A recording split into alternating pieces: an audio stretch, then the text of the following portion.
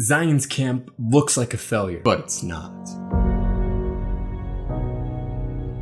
The Missourian saints have been kicked out of their homes. They're living in these tents down by the river. And this news gets to the prophet, who's hundreds of miles away in Kirtland, Ohio. After hearing the report, Joseph rose from his chair and announced that he was going to Zion. The Lord declared the redemption of Zion would come by power.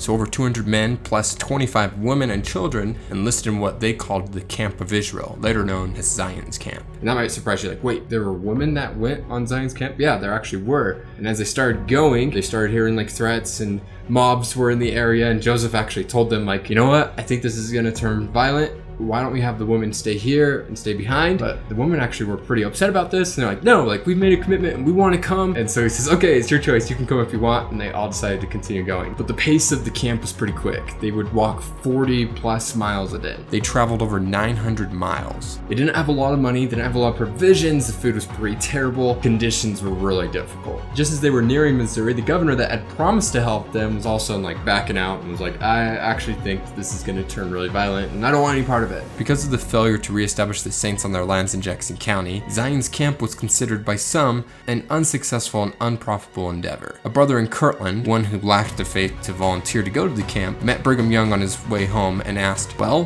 what did you gain from this useless journey to Missouri with Joseph Smith?